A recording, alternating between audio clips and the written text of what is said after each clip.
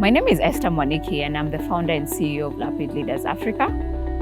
I had the privilege of starting my professional life with an organization that was very intentional in terms of how they trained us, how they coached us, how they mentored us through our professional and also a bit of our personal lives. And I saw the difference between who I was when I finished uni and the period that I was in that organization. And there was significant difference between me and a lot of the other people who didn't go through such an institution. 8 years into my career, I got into banking. And while I had been hearing the conversation of half-baked graduates for a long period of time, this is the first time that I encountered it firsthand. And I had very talented young people reporting to me, but I could see that they hadn't been empowered to be able to drive change within the organization. And that's what we called half-baked graduates. And so as part of that, we started a mentorship program within the organization. And within a short period, we could see the difference within these young people.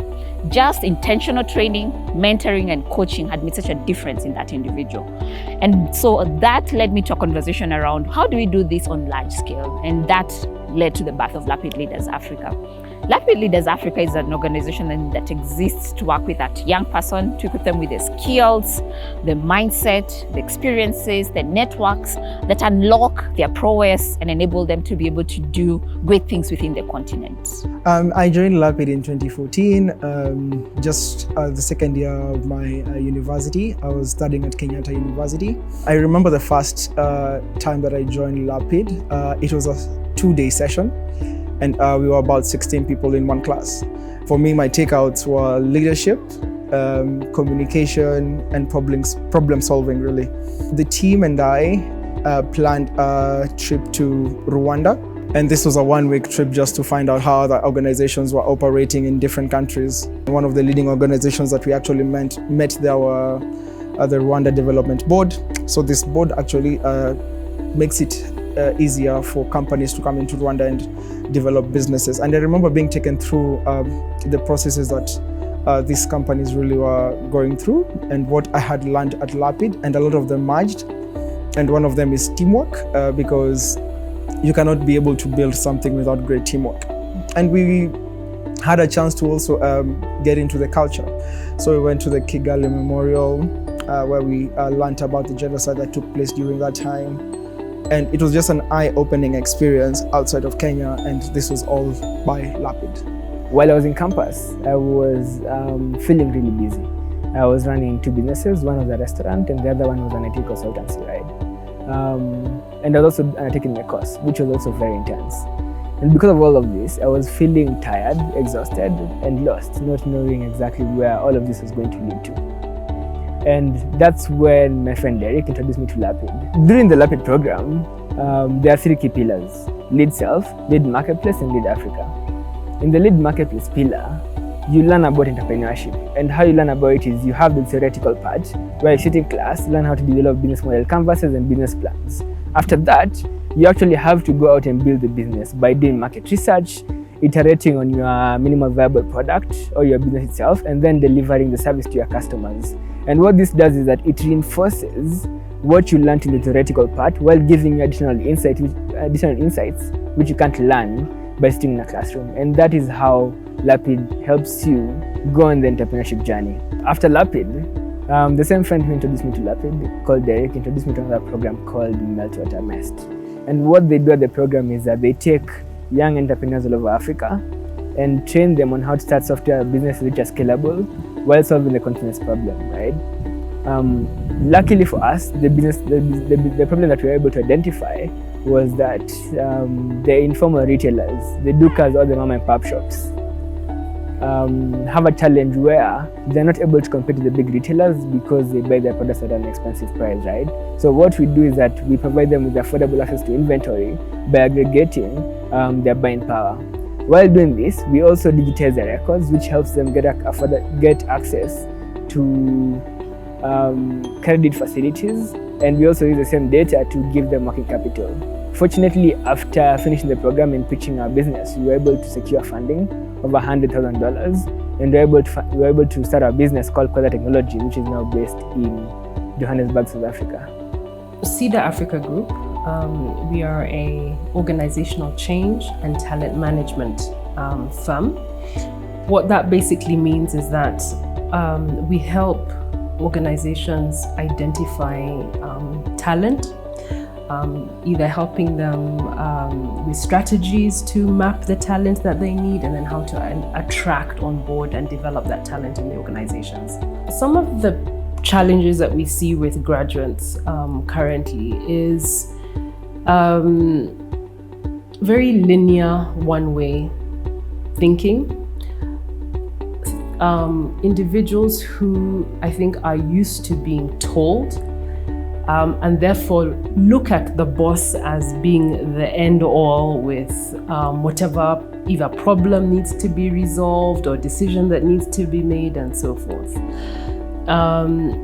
And whereas I had said earlier, the type of individuals we need in our organization are people that can look at a problem from all angles and generate solutions. So what we have in contrast is very one-way myopic thinkers.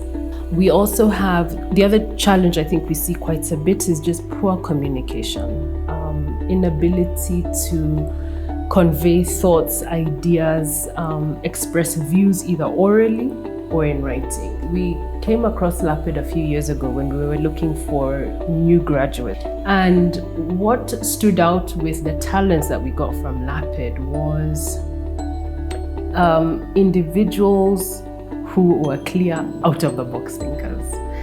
Individuals that were not afraid of challenging the status quo respectfully, asking why we're doing things the way we're doing it. And in that process of being asked why, it gets us as leadership to sort of take a step back and question, actually, why are we doing things the way we're doing things? The Lapid program is, I think, doing a fantastic job in bridging what our university system is producing vis-a-vis the reality of work. So I'd say it is almost like a bridging program, and that we have benefited from it in terms of the fruit of the skills that we're seeing in those graduates. It's pretty interesting if you asked me now where I would be 3 years ago without coming into Lapid. One, I was a very young boy with no direction. I did not know how to write my CV. Sometimes I laugh about it when I think about how I used to write my CVs and how I do them now, and how I even advise people how to do them now. There's a huge contrast. It has shown me that being able to connect the real me and the real world is easier done when you are one, assertive, and one, full of energy, and two, you have goals set. And Lapid really has drawn that map for me until now. So far, we have run a flagship program that has worked with 618 young leaders, fresh university students, and we've taken them through the program, and they are becoming leaders who are making a difference. Our goal in the next 5 years is to work with 15,000 young leaders and to accelerate them towards being the leaders that make a difference within the continent. We will also continue to build on other programs on what we have right now. So we've rolled out a program that we are calling a digital apprenticeship program that works with businesses to enable them to be able to get access to talent that accelerates them in digital marketing and data analytics conversations. We also want to continue to grow a program that we call Crossroads that works with our young professionals who are more than 5 years of experience up until 10 years. And we'll continue to accelerate that and grow it into a bigger program in the coming years. We have a partnership with Mount Kenya University that we hold dear. It enables us to be able to access university students from across the country and sometimes even across the region, and we value that. We want to continue to build on those partnerships, and so we want to build partnerships with new universities. We're in conversations with 2 other universities, but are looking forward to forming many more partnerships with universities. We also have corporate partners that we also hold very dearly, because we believe that this work is work for society, and that for us to be able to move it forward into the 15,000 young leaders, we have to be able to incorporate the whole of society, and at the center of that is corporate partners. We have employment partners that hire some of our students, and we want to be able to continue to build on that by getting many more employment partners that provide our students with the opportunity to build on the things that they've learned within the organization, but also they add value to those businesses. We want to continue to work with our global partners. Some of our key global partners at the moment are the Obama Foundation, who've played a key part in us reimagining the possible. And we want to continue to build on global partnerships that enable us to provide a platform for young people to shine across the world. And lastly, we have worked with young leaders from the region. And so we have a program that enables our students to be able to go to a study trip within the region. And that's what we call an Africa experience.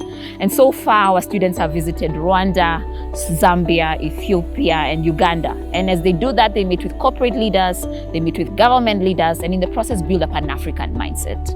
Over the next 5 years, we want to be able to build up on that by one, having students, an increase in the students that we get from the region go through the program, but two, also continue to send our students to countries outside Kenya, because we believe that it's important for us to build a movement of Pan-African young leaders who will make a difference within the continent.